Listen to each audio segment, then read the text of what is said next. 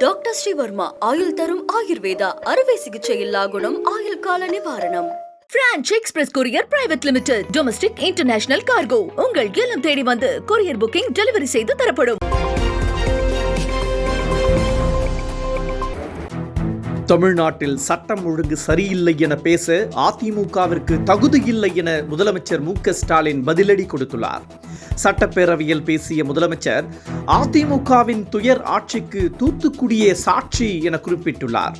அவமான ஆட்சிக்கு அதிமுக ஆட்சியே சாட்சி என்றும் விமர்சித்த முதலமைச்சர் சட்டம் ஒழுங்கு குறித்து பேசவும் திமுக ஆட்சி மீது குற்றம் சாட்டவும் அதிமுகவிற்கு எந்த தகுதியும் கிடையாது என்றும் தெரிவித்துள்ளார். மேலும் ஊழல் வழக்குகளில் இருந்து தப்பிக்க தமிழ்நாட்டின் உரிமைகளை அதிமுக அடகு வைத்ததாகவும் முதலமைச்சர் விமர்சனம் செய்துள்ளார்.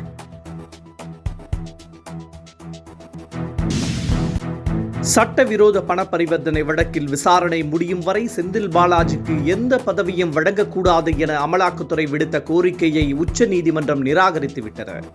மேலும் அமைச்சர் பதவியை ராஜினாமா செய்ததை ஏற்றுக்கொண்டு செந்தில் பாலாஜிக்கு எதிரான ஜாமீன் வழக்கை முடித்து வைத்துள்ளது. ஜாமீனா அமைச்சர் பதவியா என உச்சநீதிமன்றம் கெடு விதித்திருந்த நிலையில் செந்தில் பாலாஜி தனது அமைச்சர் பதவியை நேற்று ராஜினாமா செய்துவிட்டார். இந்த நிலையில் உச்ச நீதிமன்றத்தில் இந்த வழக்கு தொடர்பாக இன்று விசாரணை நடைபெற்ற போது செந்தில் பாலாஜிக்கு கூடுதல் கட்டுப்பாடு விதிக்க வேண்டும் என அமலாக்கத்துறை வலியுறுத்தியது. ஆனால் அமலாக்கத்துறையின் கோரிக்கைகளை நிராகரித்த உச்சநீதிமன்றம் வழக்கையும் முடித்து வைத்தது. எனவே செந்தில் பாலாஜியின் ஜாமீனுக்கும் அவர் கட்சி பதவியை தொடர்வதற்கும் எந்த பிரச்சனையும் இருக்காது.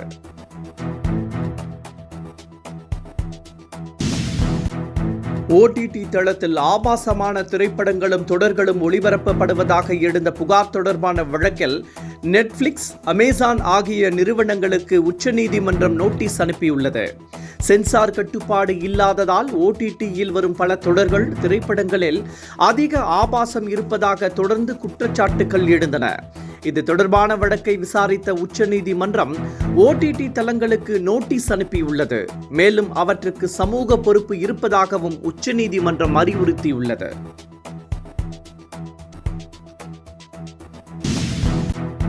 மகளிர் உரிமை தொகையை புதிதாக பெற விரும்புவோர் வரும் ஜூன் மாதம் 4ஆம் தேதி முதல் விண்ணப்பிக்கலாம் என சட்டப்பேரவையில் அமைச்சர் கீதா ஜீவன் அறிவித்துள்ளார். மகளிர் உரிமை தொகை திட்டத்தின் கீழ் 1000 ரூபாயை 1,15,00,000 பெண்கள் தற்போது பெற்று வருகின்றனர். இதில் விடுபட்டோருக்கும் புதிதாக ரேஷன் அட்டை பெற்றோருக்கும் மகளிர் உரிமை தொகை வழங்க வேண்டும் என கோரிக்கை எழுந்தது. இதனை ஏற்று மகளிர் உரிமை தொகை திட்டம் விரிவாக்கம் செய்யப்படும் என அரசு அறிவித்தது. இந்த நிலையில் இது குறித்து சட்டப்பேரவையில் பேசிய அமைச்சர் கீதா ஜீவன் ஜூன் மாதம் 4ஆம் தேதி முதல் விண்ணப்பிக்கலாம் என அறிவித்தார்.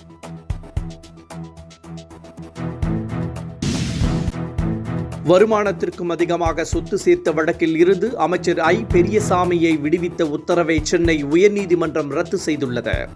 கடந்த 2006ஆம் ஆண்டு வரை வீட்டு வசதித்துறை அமைச்சராக இருந்த போது வருமானத்திற்கு அதிகமாக 2.1 கோடி ரூபாய் சொத்து சேர்த்ததாக அமைச்சர் ஐ. பெரியசாமி மீது வழக்கு தொடரப்பட்டது. இந்த வழக்கில் இருந்து திண்டுக்கல் நீதிமன்றம் அவரை விடுதலை செய்தது. இதை எதிர்த்து தொடரப்பட்ட மேல்முறையீட்டு வழக்கில் ஐ. பெரியசாமியின் விடுதலையை சென்னை உயர்நீதிமன்றம் ரத்து செய்துள்ளது. இதன் அடிப்படையில் அமைச்சர் ஐ. பெரியசாமிக்கு புதிய சிக்கல் ஏற்பட்டுள்ளது.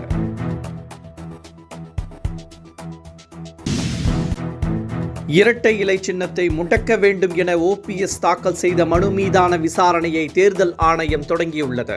இந்த வழக்கில் ஓபிஎஸ், இபிஎஸ் உள்ளிட்டோர் நேரில் ஆஜராக வேண்டும் எனவும் உத்தரவிட்டுள்ளது. இந்த நிலையில் டெல்லியில் விசாரணை நடைபெற்றது. இதில் அதிமுக சார்பில் சி.வி. சண்முகம் ஆஜராகியிருந்தார். மனுதாரர்கள் தரப்பில் ஓ.பி. ரவீந்திரநாத், கே.சி. பழனிசாமி ஆகியோர் ஆஜராகினர்.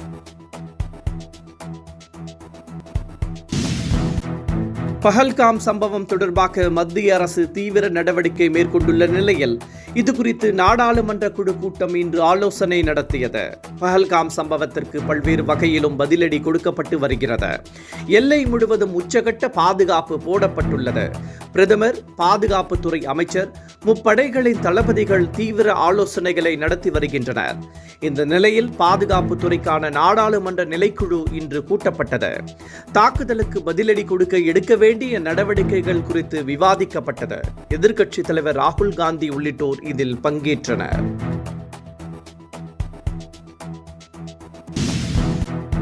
மாவட்ட நீதிபதிகள் 77 பேர் ஒரே நேரத்தில் பணியிட மாற்றம் செய்யப்பட்டுள்ளனர்.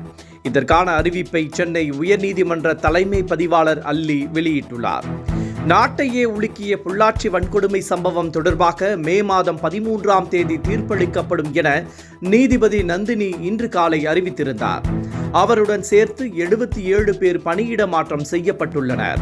பொள்ளாச்சியில் கடந்த 2019ஆம் ஆண்டு இளம்பெண் ஒருவர் அளித்த புகாரில் தொடங்கப்பட்ட விசாரணை நாட்டையே அதிர்ச்சியில் ஆழ்த்தியது. இது தொடர்பான விசாரணை நிறைவு பெற்ற நிலையில் மே 13ஆம் தேதி தீர்ப்பு வழங்கப்பட உள்ளது.